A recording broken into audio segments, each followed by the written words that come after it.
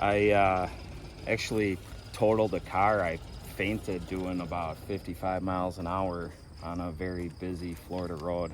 You fainted? Yeah. What caused that? Dehydration. After Just chatting? working a lot, yeah. Yeah, worked early in the morning and was on my way home, and all of a sudden I got real like sweaty and hot, and my face got tingly, and I was 5 to 7 minutes from home, so I'm like, I'll just figure it out when I get home. And it was 30 seconds later, my vision went from here to nothing. Swerved left, I went through one lane of my own traffic going north, through the median through 2 lanes of oncoming traffic. Oh my goodness. Yeah, through a ditch. And the only thing that stopped me was I ended up wedging my car in some train tracks. Scary. What got I hurt? like get the shakes just talking about it. Yeah. Honestly, I like some people they parked and they were banging on my window. They're like, "Are you okay? Are you okay?" And I popped right out of my car. I was totally fine, but I was a little confused as to why my car was stuck on the train tracks. So it took about a month until I got like healed up. I wasn't scared of driving anymore, and then found out that I had to have surgery. I had something wrong with my intestine, so that's From the accident? No, No. totally unrelated. Really? Yeah. So it was like a month from the accident and then 2 months from the surgery. We didn't end up getting up here until July 4th. What was the date of the accident? Do you I remember? think it was April 7th. And then the Yeah. surgery Yeah. a couple of months later?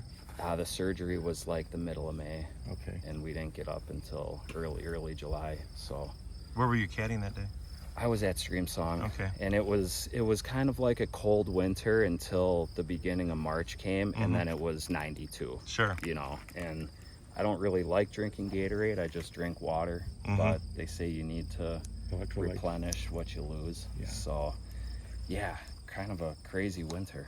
Wow. No, How are you yeah. feeling now? Obviously pretty Great, good. great, feel great. You Yeah. know, golf doesn't really matter, so Yeah. just thankful to be alive, honestly.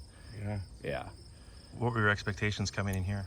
just to have fun. Yeah. You know, we're already down in Florida. The kids started school last Monday. Oh, yeah. So I worked a lot at Sand Valley from July 5th until we left a week and a half ago. So just zero expectations, you know, kind of beyond my playing days, almost 40 years old. So Are you 39? yeah, I'll be 40 in February.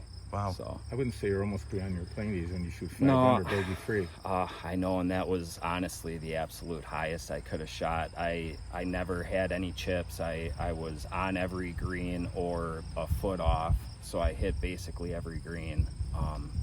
But man, a couple of 8 or 10 footers dropped, I would have been in the low 60s, something 10, 11 under par. Yeah, so we'll see. Any bombs among the 5 birdies? No, nothing. Hit it Just close. like, yeah, some 12 footers, like a 4 or 5 footer. I think I made maybe like a 20 footer on the first par 3 on the back. Must be like 13. But yeah, otherwise it was just rock solid. I haven't hit it that well in a long time. So it's kind of exciting. No expectations coming in, but they've probably changed a little bit now. A little bit, yeah, you know, only 25% of the way home. So we got a lot of ground to cover. You know, I've been in this spot quite a few times and end up finishing 9th or 11th or 6th, so we'll see. But A lot of low scores out there, though. I mean, and I know that they got some rain here a couple days ago.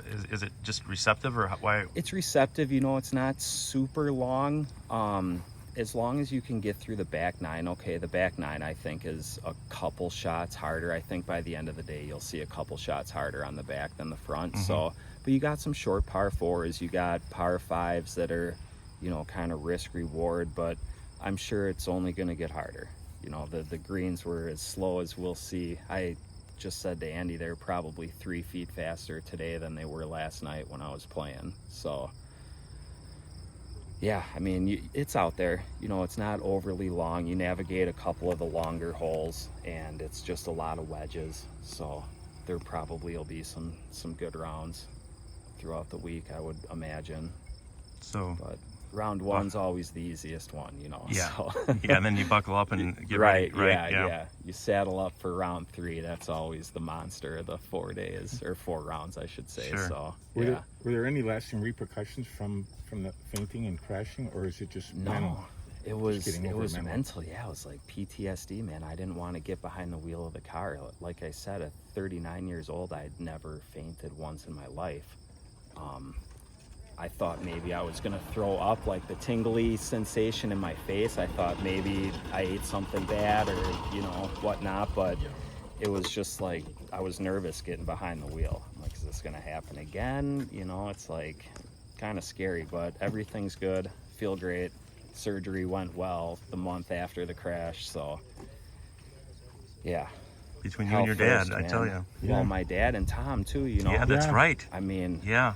my dad's finally out of the house. He got cleared last Tuesday to finally put some weight on his legs. So he said the very first day he wanted to get out of the house, so he just went and drove around Hartland for like a half hour, dying to get out, you know.